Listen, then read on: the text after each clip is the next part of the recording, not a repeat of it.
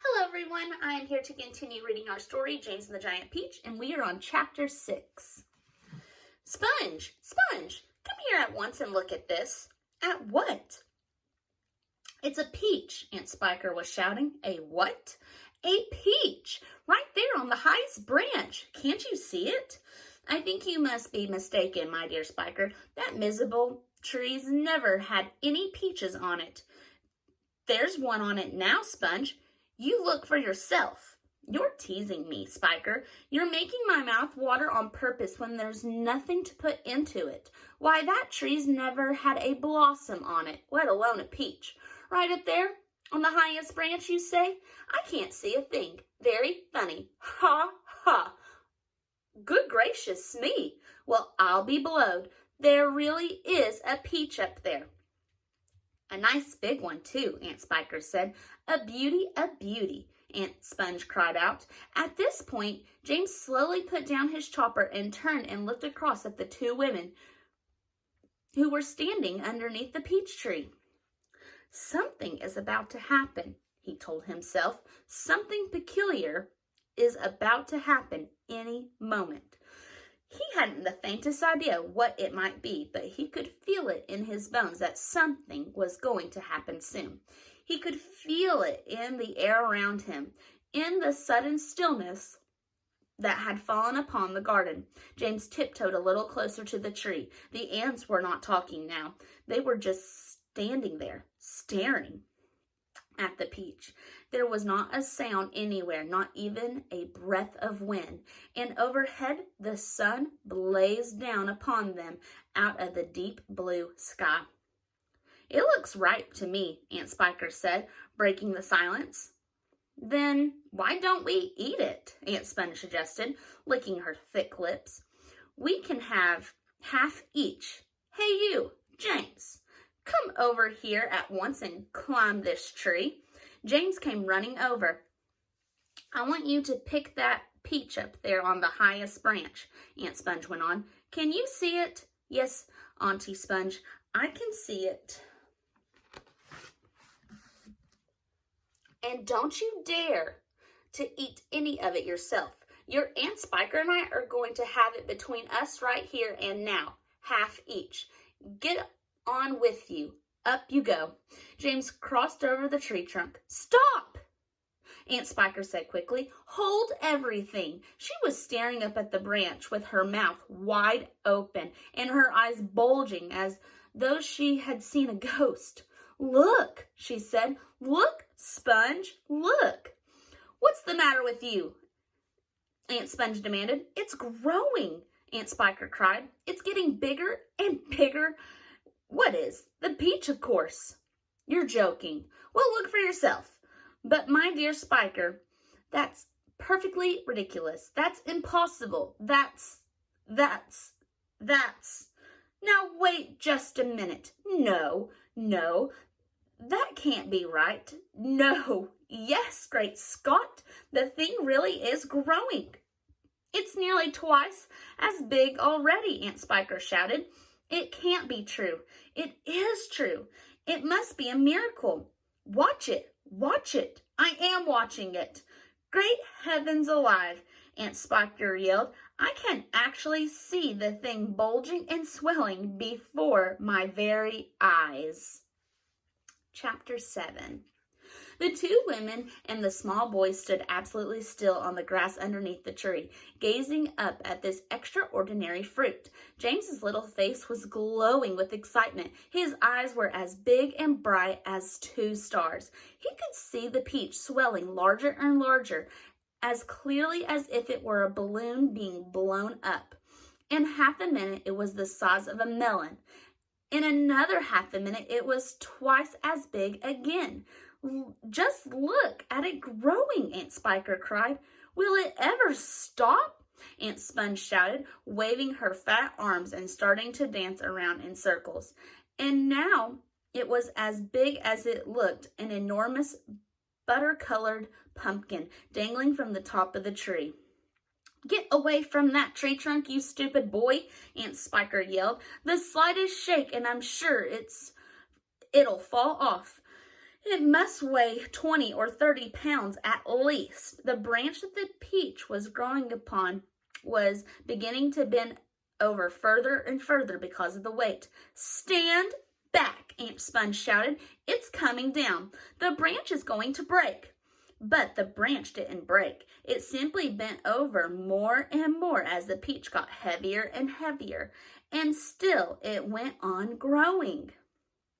In another minute, this mammoth fruit was as large and as round and fat as Aunt Sponge herself, and probably just as heavy.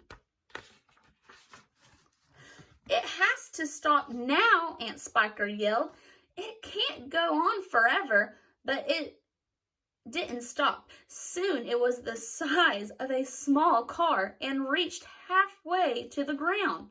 Both ants were now hopping around and around the tree, clapping their hands and shouting all sorts of silly things in their excitement. Hallelujah!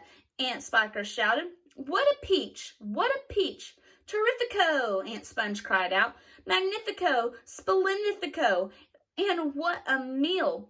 It's still growing. I know. As for James, he was so spellbound by the whole thing that he could only stand and stare and murmur quietly to himself, Oh, isn't it beautiful? It's the most beautiful thing I've ever seen. Shut up, you little twerp, Aunt Spiker snapped, happening to overhear him. It's none of your business. That's right, Aunt Sponge declared. It's got nothing to do with you whatsoever. Keep out of it. Look, Aunt Spiker shouted. It's growing faster than ever now. It's speeding up. I see it, Spiker. I do. Bigger and bigger grew the peach. Bigger and bigger and bigger.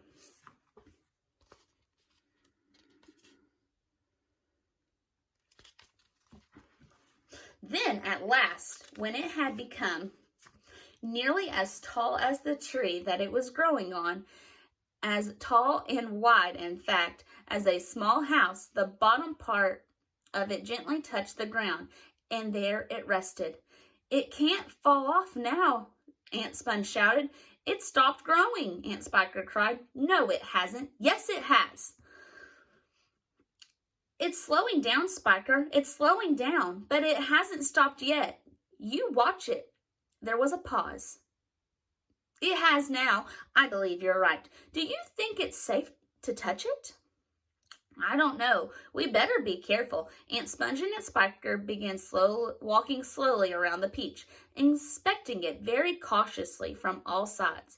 They were like a couple of hunters who had just shot an elephant and were not quite sure whether it was dead or alive. And the massive round fruit towered over them so high that they looked like midgets from another world beside it. The skin of the peach was very beautiful, a rich, buttery yellow with patches of brilliant pink and red. Aunt Sponge advanced cautiously and touched it with the tip of one finger. It's ripe, she cried. It's just perfect. Now, see here, Spiker. Why don't we go and get us a shovel right away and dig out a great big hunk of it for you and me to eat? No, Aunt Spiker said, not yet. Why ever not? Because I say so. But I can't wait to eat some, Aunt Sponge cried out. She was watering at the mouth now, and a thin trickle of spit was running down one side of her chin. My dear Sponge, Aunt Spiker said slowly, wrinkling at her sister and smiling a sly, thin-lipped smile. There's a pile of money to be made out of this, if only we can handle it right. You wait and see. Chapter 8. The news that the peach, almost as big as a house, had suddenly appeared in someone's garden spread like wildfire across the countryside, and the next day a stream of people came scrambling up the steep hill to gaze upon this marvel. Quickly, Aunt Sponge and Aunt Spiker called in carpenters and had them build a strong fence around the peach to save it from the crowd. And at the same time, these two crafty women stationed themselves at the front gate with a large bunch of tickets and started charging everyone for coming in. Roll up, Aunt Spiker yelled. Only 1 shilling to see the giant peach. Half price for children under 6 weeks old, Aunt Sponge shouted. 1 at a time, please. Don't push, don't push. You're all going to get in. Hey, you! Come back there. You haven't paid. By lunchtime, the whole place was a seething mass of men, women, and children, all pushing and shoving to get a glimpse of this miraculous fruit. Helicopters were landing like wasps all over the hill, and out of them poured swarms of newspaper reporters, cameramen, and men from the television companies. It'll cost you double to bring in a camera, Aunt Spiker shouted. All right, they answered. We don't care. And the money came rolling into the pockets of the 2 greedy ants. But while all this excitement was going outside, poor James was forced to stay locked in his bedroom, peeping through the bars of his windows at the crowd below.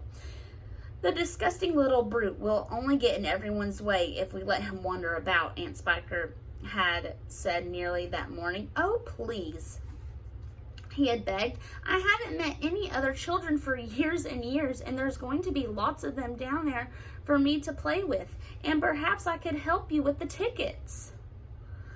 Cut it out, Aunt Sponge had snapped. Your Aunt Spiker and I are about to become millionaires, and the last thing we want is the likes of you messing things up and getting in the way. Later, when the evening of the first day came and the people had all gone home, the ants locked James' door and ordered him to go outside and pick up all the banana skins and orange peels and bits of paper that the crowd had left behind. Could I please have something to eat first? He said. I haven't had a thing all day. No, they shouted, kicking him out the door. We're too busy to make food. We are counting our money. But it's dark, cried James. Get out, they yelled, and stay out until you've cleaned up all the mess. The door slammed. The key turned in the lock. And that is the end of chapter 8, and that is where we're stopping today. Thanks for listening.